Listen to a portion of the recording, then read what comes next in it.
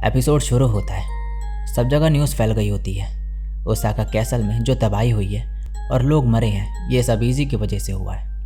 Scene shift होता है। ये लोग होशिमिया एजेंसी के बाहर पे होते हैं। इनको स्पाई से खबर मिली होती है कि 3 घंटे पहले गेनाई यहाँ पर आया है। योजित्सु ने कहता है अब फाइनल बैटल का टाइम आ गया है। मारी कहती है कर्नल, अटैक करने से पहले हमें ये पता कर रहा होगा कि सेना कहाँ पर है। ये कहता है हमारी मेन प्रायोरिटी गेनाई है, चलो अब अटैक शुरू करते हैं। सीन शिफ्ट होता है। न्यूज़ चल रही होती है कि होशिमिया एजी की लोकेशन किसी को नहीं पता और ना ही ये पता है कि वो कब कोई और इंसिडेंट कर दे। ये सब सुन के सब लोग गुस्से में होते हैं। सीन शिफ्ट होता है और हियो एजी के ऊपर होती है। ये एजी के कपड़े निकाल चुकी होती है, लेकिन एजी बार बार इसे मना कर रहा होता है। ये बोलती है लेकिन ऐसा क्यों? ये बोलता है पहले मैं सोचता था कि सेना बस एक बच्ची है जो मेरे डैड की नई वाइफ लेकर आई है। मुझे नहीं पता था कि मैं उससे क्या बात करूं, लेकिन बाद में फिर मैं उससे एविल रेंजर टीवी शो के बारे में बात करने लगा और वो खुश थी। ऐसे धीरे धीरे हम साथ में टाइम स्पेंड करने लगे और एक रियल फैमिली बन गए। लेकिन उसके बाद मेरी वजह से जो ग्रेट डिस्ट्रक्शन हुआ उसमें हमने अपने मॉम डैड को खो दिया। इसीलिए अब सेना के पास सिर्फ मैं हूँ, तो मैं सेना को ऐसे नहीं छोड़ सकता हूँ। प्लीज़ समझने की कोशिश करो ईयो। ये कहती है ठीक है। फिर ये बोलती है तुम्हें ये यकीन कैसे है कि होशिमिया गेनाई मर चुके हैं? क्या तुमने उन्हें ओसाका कैसल में नहीं देखा? ये कहता है वो मेरे डैड नहीं है। यो इसे फिर ये फ़ोटो दिखाती है और कहती है ये फ़ोटो गेनाई अपने रिसर्च लैब के डेस्क पर रखता था। मैं उसे बहुत अच्छे से जानती हूँ। ये तुम्हारे डैड होशिमिया गेनाई ही है। ईजी कहता है लेकिन जो डैड मुझे याद है उसका क्या?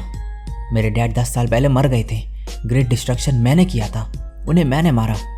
बार बार एक आवाज़ आ रही होती है ये सब याद मत करो, लेकिन एजी फिर भी याद करने का ट्राई कर रहा होता है। तभी एजी के सर के ऊपर एक लाइट चमकने लगती है और इसका सर दर्द होने लगता है।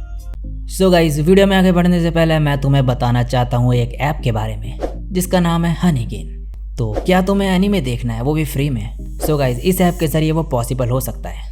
तुम इसके थ्रू पैसा कमा सकते हो। वैसे इससे तुम ज़्यादा तो नहीं, लेकिन इतना कमा सकते हो कि तुम स्पॉटिफाई, नेटफ्लिक्स और क्रंची रोल के सब्सक्रिप्शन ले सको और इसी के साथ तुम फिर एनीमे भी देख सकते हो, वो भी फ्री में। और अगर और ज़्यादा अर्निंग करनी है तो अपने दोस्तों को इनवाइट करो और उनकी अर्निंग का भी 10% तुम्हें मिलेगा। तो इसके लिए तुम्हें करना क्या है, तुम्हें बस इस ऐप को डाउनलोड करना है और आईडी बना लेनी है एफबी या फिर गूगल किसी भी चीज़ से, और फिर ऐप को ओपन करके बैकग्राउंड में छोड़ देना है। हनीगेन जो है तुम्हारा बस कुछ इंटरनेट लेगा और बदले में देगा तुम्हें पैसे। सिक्योरिटी की चिंता तो करना ही मत, ये बिल्कुल ट्रस्टेड ऐप है, तो आप बिना किसी चिंता के जो है इसे यूज़ कर सकते हो। और अगर तुम्हें स्टार्टिंग में कुछ फ्री पैसे चाहिए तो मैं तुम्हें देता हूँ।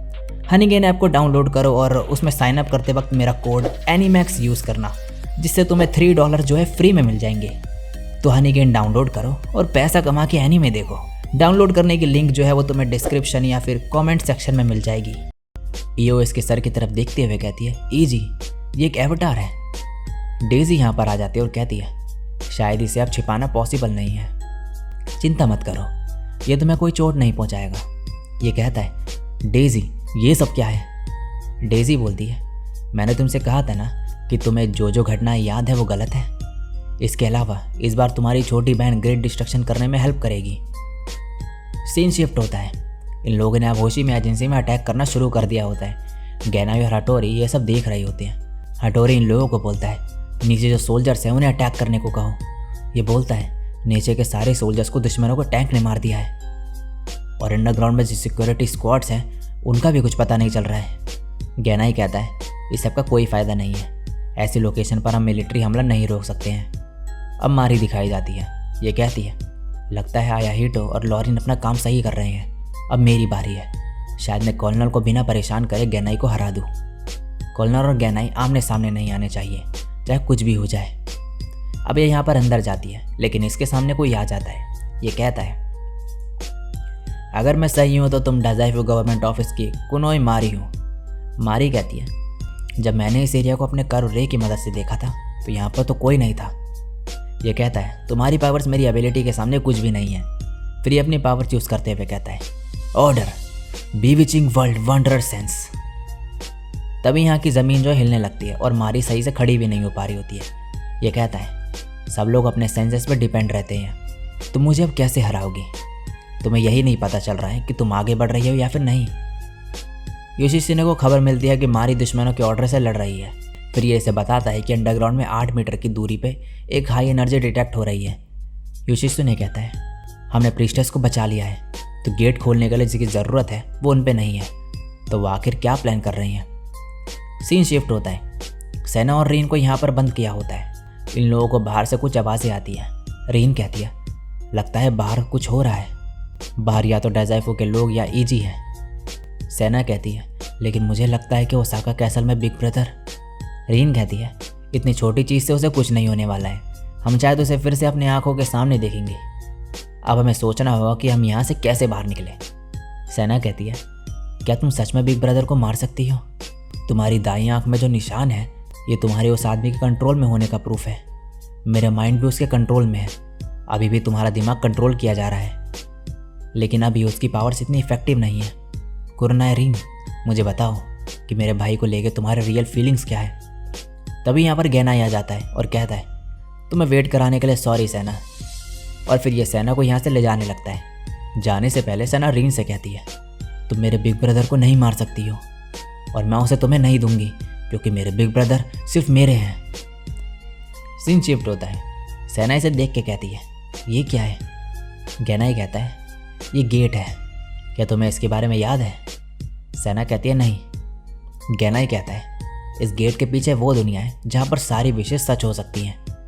फिर ये बोलता है, मैंने तुमसे इस बारे में कभी बात नहीं करी है, लेकिन मैं माइंड को एनर्जी में कन्वर्ट करने की रिसर्च पे काम कर रहा था। जैसे जैसे रिसर्च आगे बढ़ी, हम माइंड को माइनर एनर्जी में कन्वर्ट करने में सक्सेसफुल रहे, लेकिन हम उस एनर्जी को बढ़ा नहीं पाए, और इस फेलियर की वजह से नेशन ने हमारा साथ छोड़ दिया, और फिर मुझे इन्वेस्टमेंट्स के लिए इधर उधर भटकना पड़ा। मैं तो ये ही भूल गया था कि मैंने ये रिसर्च शुरू क्यों करी थी। लेकिन एक दिन ईजी मेरे पास आया और उसने मुझसे पूछा कि आपकी रिसर्च सेना को ठीक कर सकती है। तो सेना, तुम्हें बचाने के लिए हमने अपनी रिसर्च को जल्दी ख़त्म करने का ट्राई करा। मैंने अपने दोस्त, मेरी लाइफ सब कुछ छोड़ के सिर्फ इस रिसर्च पे अपना टाइम लगाया। मैं अपना रास्ता भटक गया था, लेकिन एक दिन मुझे गेट थ्योरी के बारे में पता चला कि दुनिया एग्जिस्ट करती है क्योंकि हमारे दिल और बॉडी यहाँ पर है।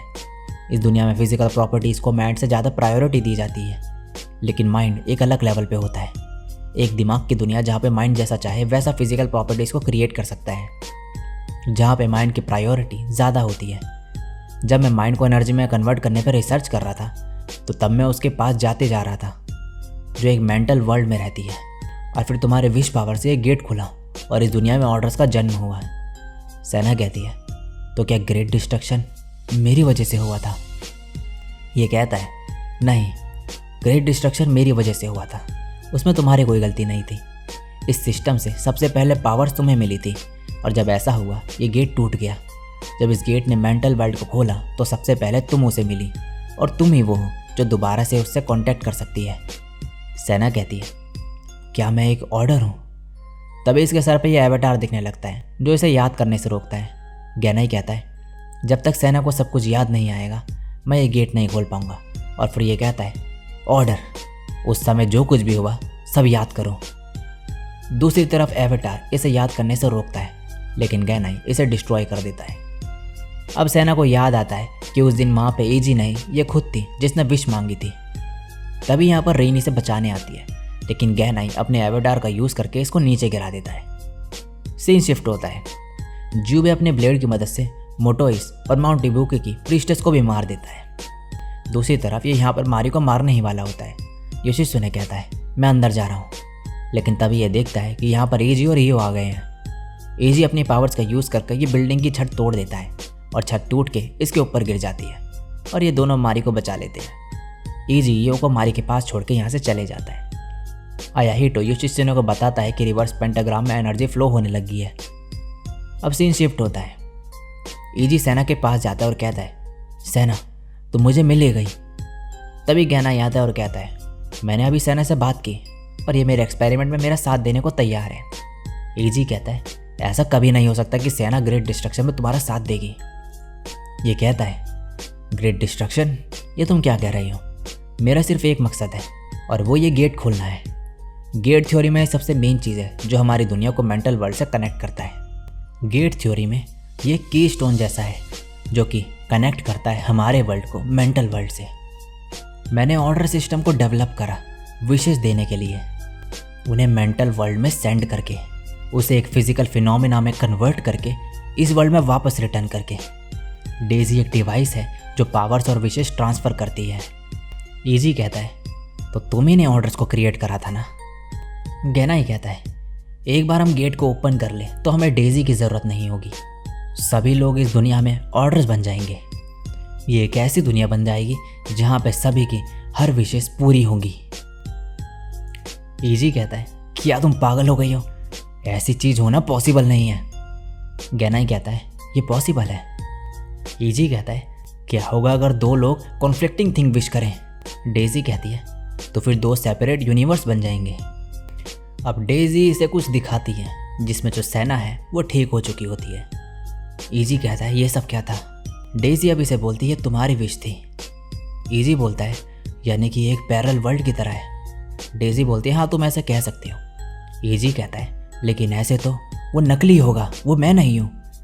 डेजी कहती है सब असली है, वो तुम ही हो, चाहे वो तुम नहीं हो, लेकिन वो पूरी तरीके से तुम्हारी तरह ही है, लेकिन सिर्फ दूसरी दुनिया में होगा वो। अब ये आगे बताती है कि जो भी इंसान जैसी विश मांगेगा उस हिसाब से यूनिवर्स जो है डिवाइड होते जाएंगे और अलग अलग दुनियाएं पैदा होती जाएंगी और उसमें अलग अलग लोग भी।